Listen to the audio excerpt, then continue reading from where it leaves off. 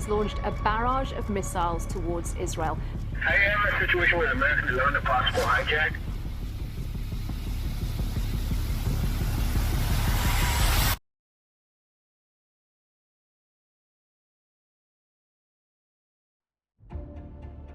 We are clearly in a new era for radical Islamic terrorism and extremism. Since the horrific terrorist attacks committed by Hamas against innocent people in Israel a few weeks ago, we've been working around the clock to support our partners there and to protect Americans here at home. This mass terrorism is the new evil in our world today, and we, the democracies of this world, are going to have to fight it together and eradicate this evil completely from our world.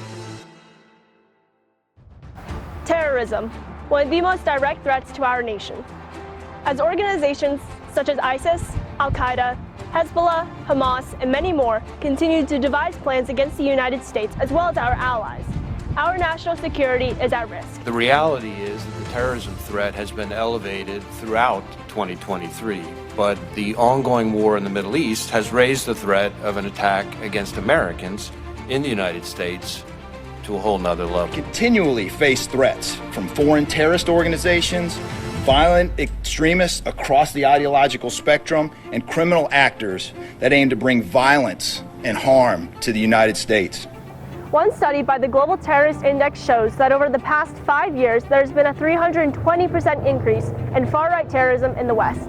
Another large issue is our southern border, as unsecured entry points may provide opportunities for extremist groups to infiltrate our security. While many border crossings are for economic migration, open areas may be exploited by individuals with hostile intentions, potentially facilitating terrorist activities. I really think one of the biggest steps we could take, just from what I've observed personally, would be securing the border. Tonight, an alarming development in the border crisis. Among the record number of migrants crossing the southern border was a member of an Afghan terror organization who was released into the U.S. by border agents. You know, I understand a lot of people want into this country, but we just can't open the floodgates and let anybody into the country that wants in and not vet them with a proper procedure to make sure that our country stays safe.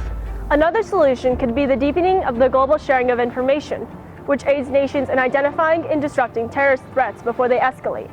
Collaboration can foster early detection, better intelligence, and a united front, ultimately reducing the risk of attack and promoting global security.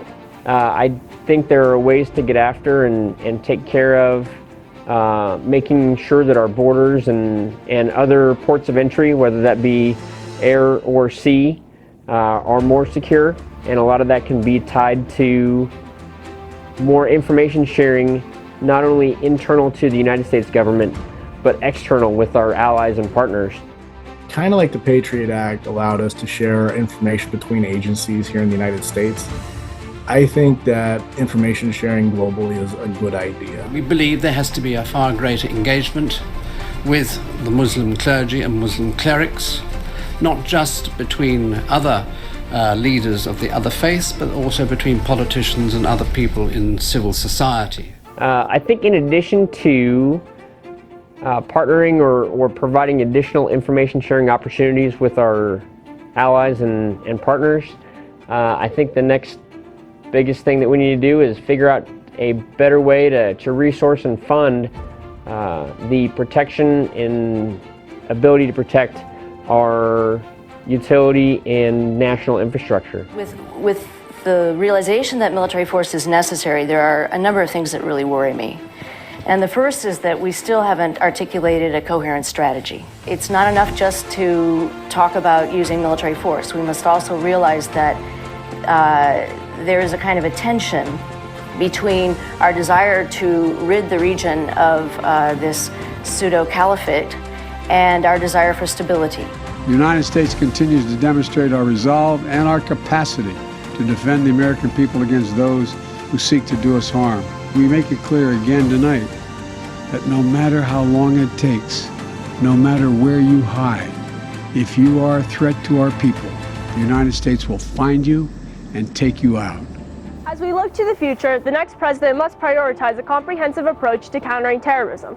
whether this is by cutting off their sources of revenue, disrupting their logistics, closing the border, or even by deepening the global sharing of information. This is my message to the president.